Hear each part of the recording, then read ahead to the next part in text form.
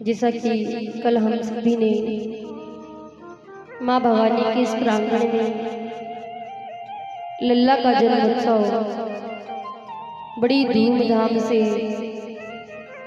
सभी ने मनाया। खूब बधाइयाँ दी, उमड़ घुमड़ कर गोपी ग्वाल आ रहे हैं। नंद बाबा ने भी खूब स्वर्ण का दान किया और महाराज साथ ही 2 लाख गैयाओं का दान भी किया है। लेकिन कहते हैं ना महाराज, समय कब बीत जाता है पता भी नहीं चलता।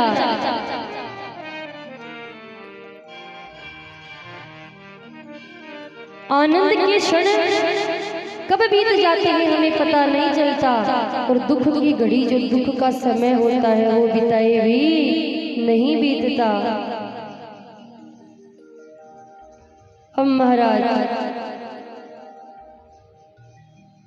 सबने नंद भवन में नंदोत्सव बड़ी धूमधाम से मनाया। तभी अचानक से नंद बाबा को याद आया कि कंस को मथुरा जाकर के टैक्स दे करके आना है।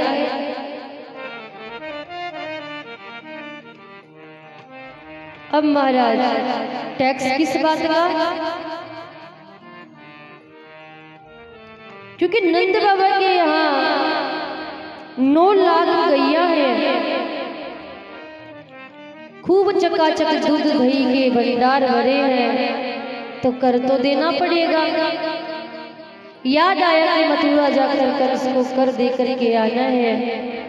आज नंद बाबा सभी ग्वाल वालों से कह रहे हैं कि मैं मथुरा जा रहा हूँ कंस को कर देने के लिए, और तुम सब मेरे लल्ला का ध्यान रखियो। महाराज इधर से तो ऐसा बोल करके नंद बाबा मथुरा की ओर प्रस्थान करते हैं, और मथुरा से लल्ला की मौसी आ गई। अब लल्ला की मौसी कौन है बताइए? कौन है लल्ला की मौसी? पूतना। इधर से नंद बाबा मथुरा की ओर प्रस्थान करते हैं, और मथुरा से लल्ला की मौसी जी पधार गई। कंसे प्रहिता घोरा पूतना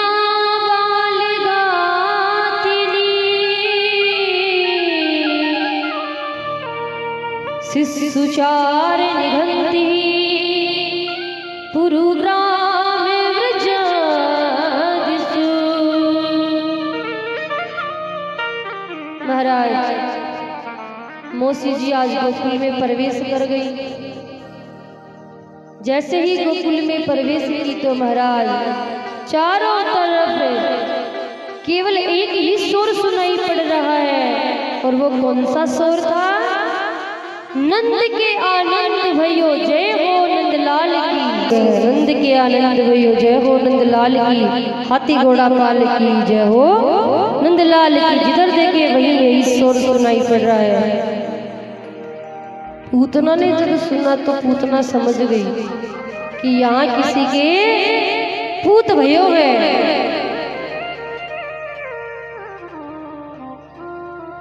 और महाराज जैसे ही पूतना को पता चला तो पूतना ने अपनी माया से सुंदर स्त्री का रूप धारण कर लिया। सुंदर स्त्री का रूप धारण करके जो गोपियां बधाई देने के लिए नंद महल में जा रही थी, उन्हीं की पंक्ति में जाकर के खड़ी हो गई, और उन्हीं के साथ नंद भवन में प्रवेश करने लगी।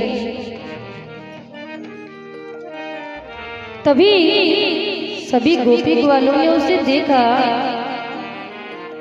आपस में बातचीत करने लगे कि अरे इतनी सुंदर गोपी, इतनी सुंदर गोपी तो हमारे पूरे गोकुल में भी नहीं है। लगता है साक्षात माँ लक्ष्मी लल्ला के दर्शन करने आई है। इसलिए किसी ने उसे कुछ नहीं कहा। आज महाराज पूतना नंद भवन में प्रवेश कर गई। जैसे ही पूतना नंद भवन में प्रवेश करी, भगवान समझ गए कि मौसी जी आ गई है। हमारे प्रभु समझ गए कि मौसी जी आ चुकी है, तो प्रभु ने नेत्र बंद कर लिए। अब प्रभु ने नेत्र बंद क्यों किए?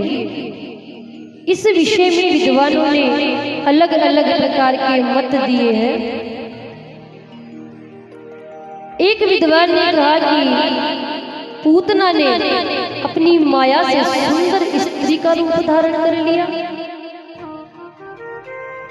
और माया भगवान के सामने टिकती नहीं है, स्वयं मायापति है। इसलिए भगवान ने सोचा यदि नेत्र खोल दूंगा तो ये अपने वास्तविक स्वरूप में आ जाएगी और जिसे देख करके मेरी मैया डर जाएगी। इसलिए नेत्र बंद कर लिए।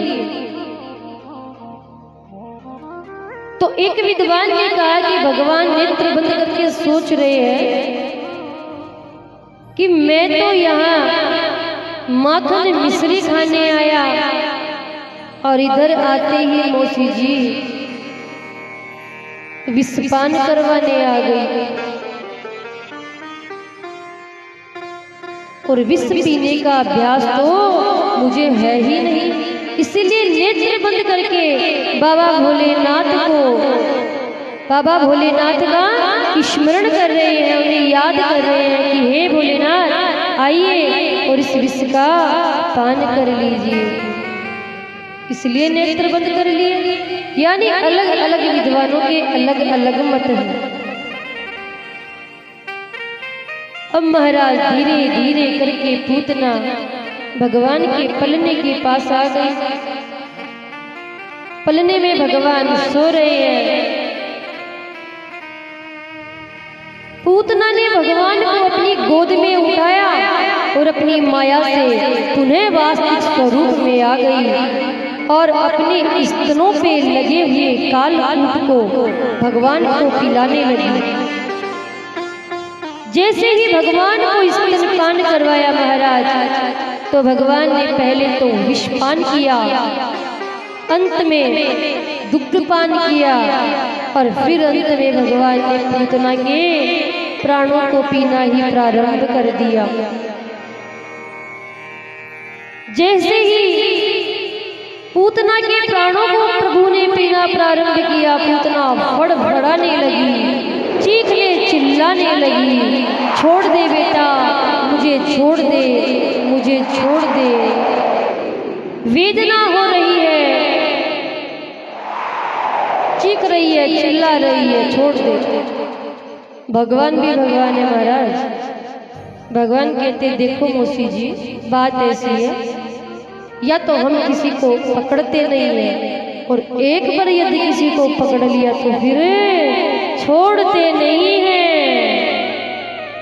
फिर किसी को छोड़ते नहीं है। और आज पूतना फड़फड़ा रही है और फड़फड़ाते हुए इतनी वेदना पूतना को होने लगी कि उसके नेत्र बाहर आ गए वेदना के कारण और आकाश से धड़ाम से पृथ्वी पर आकर के गिरी और पूतना मारी गई।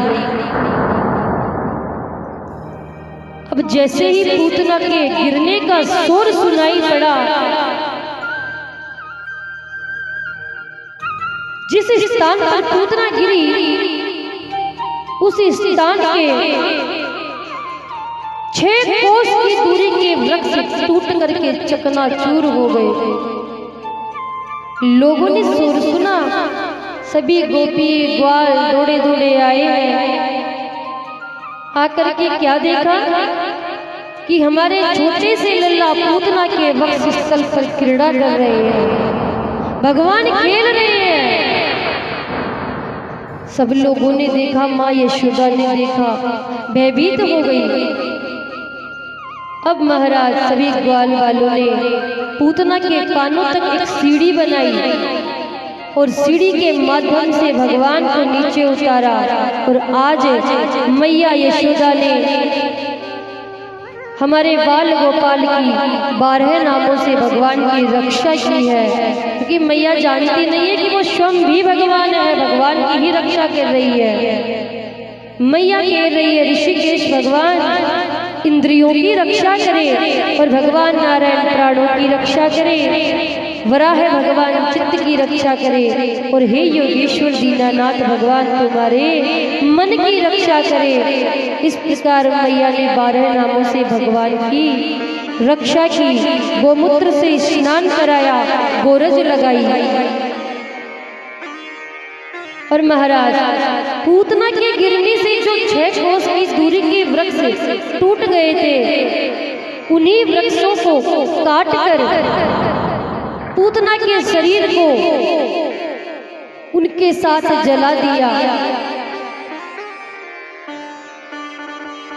और कहते हैं जब पूतना को जलाया गया तो पूतना के शरीर से दुर्गंध के स्थान पर सुगंध आ रही थी।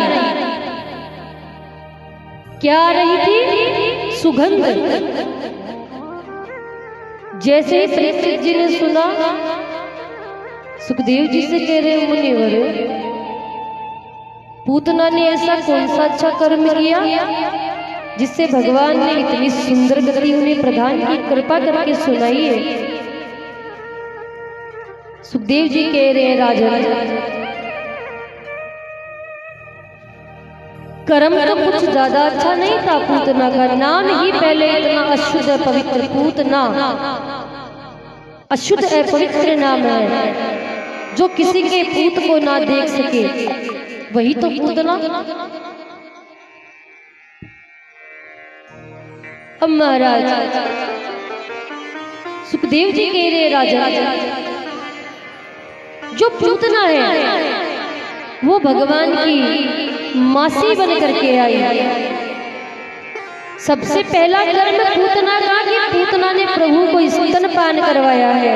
और हाँ महाराज, स्तनपान करवाना एक माँ का धर्म होता है। स्तनपान केवल एक माँ ही कराती है। तो पहला कार्य अच्छा पूतना ने कौन सा किया? प्रभु को स्तनपान करवाया। बोले दूसरा कौन सा किया?